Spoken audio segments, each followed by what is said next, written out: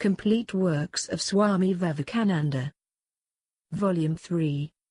Bhakti Yoga. Chapter 10. The Method and the Means. In regard to the method and the means of Bhakti Yoga, we read in the commentary of Bhagavan Ramanura on the Vedanta Sutras, the attaining of that comes through discrimination, controlling the passions, practice, sacrificial work, purity, strength, and suppression of excessive joy. Viveka or discrimination is, according to Ramanura, discriminating, among other things, the pure food from the impure.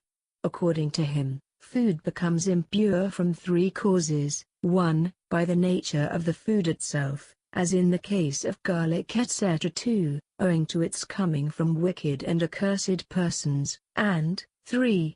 From physical impurities, such as dirt, or hair, etc. The Shrutis say, when the food is pure, the Sattva element gets purified, and the memory becomes unwavering, and Ramanura quotes this from the Khandogya Upanishad. The question of food has always been one of the most vital with the Bhaktas. Apart from the extravagance into which some of the Bhakti sects have run, there is a great truth underlying this question of food. We must remember that, according to the Sankhya philosophy, the Sattva, Rajas, and Tamas, which in the state of homogeneous equilibrium form the Prakriti, and in the heterogeneous disturbed condition form the universe, are both the substance and the quality of Prakriti. As such, they are the materials out of which every human form has been manufactured, and the predominance of the Sattva material is what is absolutely necessary for spiritual development. The materials which we receive through our food into our body structure go a great way to determine our mental constitution, therefore the food we eat has to be particularly taken care of. However, in this matter, as in others, the fanaticism into which the disciples invariably fall is not to be laid at the door of the masters.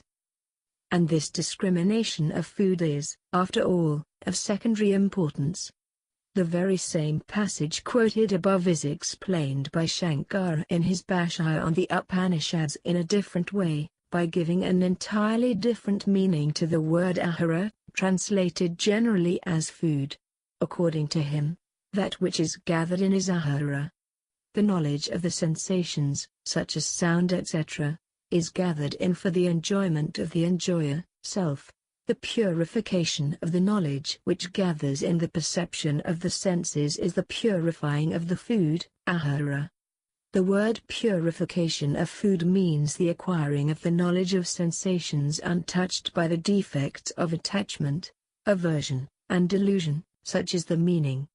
Therefore such knowledge or ahara being purified, the sattva material of the possessorate, the internal organ, will become purified, and the sattva being purified, an unbroken memory of the Infinite One, who has been known in his real nature from scriptures, will result. These two explanations are apparently conflicting, yet both are true and necessary. The manipulating and controlling of what may be called the finer body, viz. The mood, are no doubt higher functions than the controlling of the grosser body of flesh. But the control of the grosser is absolutely necessary to enable one to arrive at the control of the finer. The beginner, therefore, must pay particular attention to all such dietetic rules as have come down from the line of his accredited teachers, but the extravagant, meaningless fanaticism, which has driven religion entirely to the kitchen, as may be noticed in the case of many of our sects, without any hope of the noble truth of that religion ever coming out to the sunlight of spirituality, is a peculiar sort of pure and simple materialism. It is neither jnana, nor bhakti, nor karma, it is a special kind of lunacy, and those who pin their souls to it are more likely to go to lunatic asylums than to Brahmaloka. So it stands to reason that discrimination in the choice of food is necessary for the attainment of this higher state of mental composition, which cannot be easily obtained otherwise. Controlling the passions is the next thing to be attended to. To restrain the indriyas, organs, From going towards the objects of the senses, to control them and bring them under the guidance of the will, is the very central virtue in religious culture. Then comes the practice of self-restraint and self-denial. All the immense possibilities of divine realization in the soul cannot get actualized without struggle and without such practice on the part of the aspiring devotee. The mind must always think of the Lord. It is very hard at first to compel the mind to think of the Lord always, but with every new effort the power to do so grows stronger in us. By practice, O son of Kunti, and by non-attachment is it attained, says Sri Krishna in the Gita. And then as to sacrificial work, it is understood that the 5 great sacrificed, 1, Panchamahayajna, have to be performed as usual. Purity is absolutely the basic work, the bedrock upon which the whole bhakti building rests.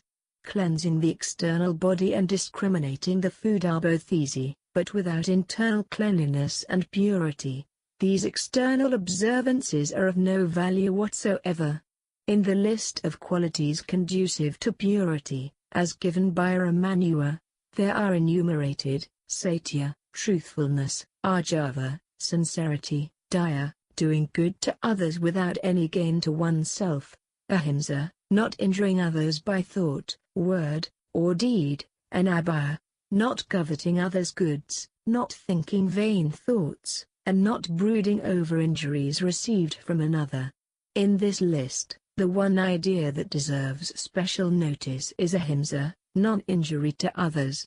This duty of non-injury is, so to speak, obligatory on us in relation to all beings.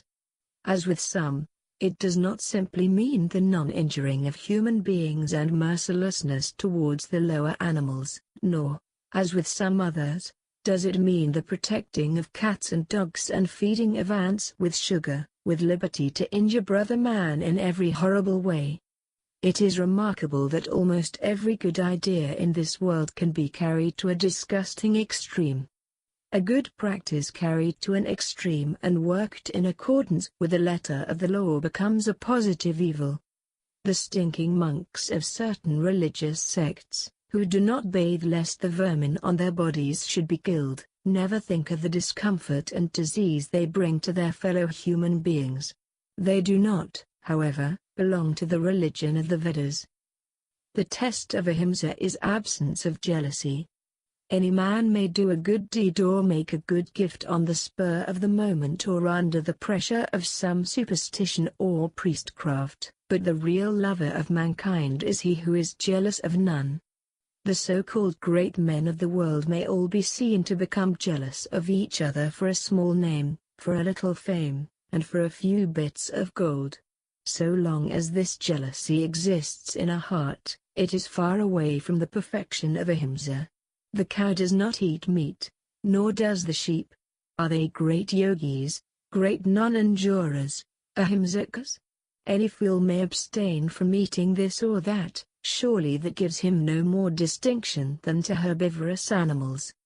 The man who will mercilessly cheat widows and orphans and do the vilest deeds for money is worse than any brute even if he lives entirely on grass. The man whose heart never cherishes even the thought of injury to anyone, who rejoices at the prosperity of even his greatest enemy, that man is the Bhakta, he is the yogi, he is the guru of all, even though he lives every day of his life on the flesh of swine.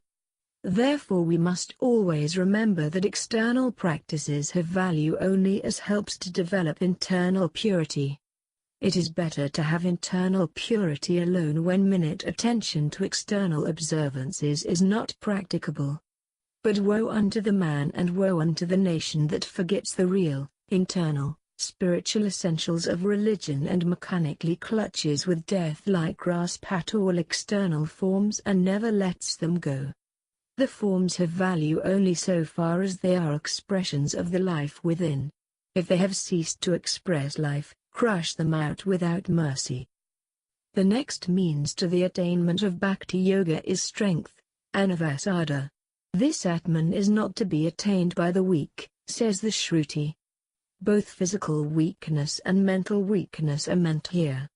The strong, the hardy are the only fit students. What can puny, little, decrepit things do? They will break to pieces whenever the mysterious forces of the body and mind are even slightly awakened by the practice of any of the yogas. It is the young, the healthy, the strong that can score success. Physical strength, therefore, is absolutely necessary. It is the strong body alone that can bear the shock of reaction resulting from the attempt to control the organs. He who wants to become a Bhakta must be strong, must be healthy. When the miserably weak attempt any of the yogas, they are likely to get some incurable malady, or they weaken their minds. Voluntarily weakening the body is really no prescription for spiritual enlightenment. The mentally weak also cannot succeed in attaining the Atman. The person who aspires to be a Bhakta must be cheerful. In the Western world the idea of a religious man is that he never smiles, that a dark cloud must always hang over his face, which, again, must be long drawn with the jaws almost collapsed. People with emaciated bodies and long faces are fit subjects for the physician. They are not yogis. It is the cheerful mind that is persevering. It is the strong mind that hews its way through 1,000 difficulties. And this, the hardest task of all, the cutting of our way out of the net of Maya, is the work reserved only for giant wills. Yet at the same time excessive mirth should be avoided, Anadashur. Excessive mirth makes us unfit for serious thought. It also fritters away the energies of the mind in vain. The stronger the will, the less the yielding to the sway of the emotions. Excessive hilarity is quite as objectionable as too much of sad seriousness, and all religious realization is possible only when the mind is in a steady, peaceful condition of harmonious equilibrium.